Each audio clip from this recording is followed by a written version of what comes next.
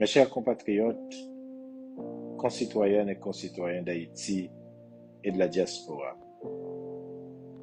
l'année 2021 aura été, pour nous tous et à de multiples égards, éprouvante, rude et très difficile.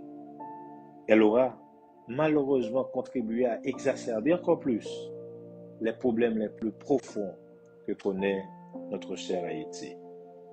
2021 aura vu une escalade folle de violence, fratricide et de haine. Cette escalade aura endeuillé de nombreuses familles, avec, à son paroxysme, l'assassinat du président Jovenel Moïse dans la nuit du 6 au 7 juillet 2021. Comme on toujours fait, dans toute intervention, on salue mémoire président Jovenel Moïse et m'a continué comme pour joindre justice. Cette année 2021 aura également été le théâtre de catastrophes naturelles et humaines qui ont endeuillé les familles haïtiennes. Je fais référence au tremblement de terre meurtrier du 14 août 2021, à la tempête tropicale Grace, à l'explosion du camion-citerne du Cap-Haïtien et à la machine infernale de l'insécurité. Je salue mémoire toutes victimes et m'envoyer condoléances à les familles. Tout drame ça yo, t'es capable d'arriver. Et c'est le moment pour nous réfléchir pour empêcher frère accès nous yo mourir dans conditions qui graves et inacceptables. Néanmoins, cette terrible et sanglante année 2021 nous aura paradoxalement permis de retrouver, pour beaucoup d'entre nous, les parties les plus nobles de notre âme d'Haïtien. Elle aura été la scène d'une solidarité franche et inconditionnelle au lendemain des catastrophes. Elle aura été l'occasion de revivre les belles heures de l'unité haïtienne toutes les fois où le pays aura été meurtri dans sa chair, dans son sang, dans son âme et dans sa dignité. J'ai eu le privilège d'être témoin de l'élan national de nos compatriotes pour défendre l'honneur de la patrie à chaque fois qu'elle a été menacée. Nous l'avons vu avec la mort du président Jovenel Moïse, lors de la traversée de nos compatriotes sur le pont del Rio, ou encore avec les sorties suprémacistes de chefs d'État étrangers. Malgré divergences, la patrie en danger a essayé de camper pour défendre le pays. Chapeau bas pour nous. 2021 aura contribué à toucher les consciences et ouvrir les yeux.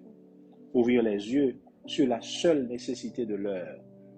Sortir de la situation de crise permanente et prendre la route d'un développement qui ne peut plus n'être qu'un rêve.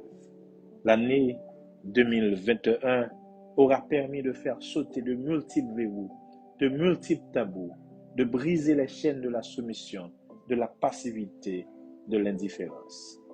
Mes chers concitoyennes et concitoyens, mes sœurs, mes frères, mes souhaits pour vous et vos familles pour cette nouvelle année sont des souhaits de santé, de paix, de prospérité, d'amour, de partage et de progrès. Mes souhaits pour vous sont également des vœux d'unité, de prise de conscience, d'engagement, d'abnégation, de don de soi. Pour le pays, mes souhaits prendront avant tout la forme d'un engagement, celui de poursuivre la lutte pour la reconquête de nos idéaux piétinés, de notre dignité de peuple. C'est l'engagement de continuer encore et toujours à réclamer justice pour toutes celles et tous ceux à qui elle est due, pour le président Jovenel Moïse, sa famille, ses amis, son peuple. Pour le pays, mes vœux sont que cette année 2022 soit le point de départ d'une revitalisation intégrale et d'une sortie de crise durable. Je souhaite nous voir œuvrer pour un retour rapide et consensuel à l'ordre démocratique, à travers des élections en bonne et due forme, pour une réforme profonde de la gouvernance publique et la concrétisation des projets d'une société juste et équitable. Je souhaite par-dessus tout que cette nouvelle année puisse voir cesser les luttes intestines sanglantes entre les filles et fils d'une même patrie. Trop sans poulet. Trop de monde obligé de courir quitter le pays ou bien courir quitter Caillou. Faut qu'on binette sans camper. Mes chères concitoyennes et concitoyens, l'heure est grave, certes, mais nous l'avons montré. Nous avons au plus profond de nous-mêmes la force et le courage nécessaires pour nous relever, agir ensemble pour l'intérêt supérieur de notre pays, celui de la nation que nous souhaitons voir émerger. Mon appel pour cette nouvelle année pleine de défis qui s'annoncent est un appel à l'unité et à la réconciliation nationale, au sens des sacrifices nécessaires et inévitables, à la solidarité nationale et internationale, au dialogue sincère et constructif. C'est un appel à la paix, au retour de la sécurité, de l'harmonie et du vivre ensemble.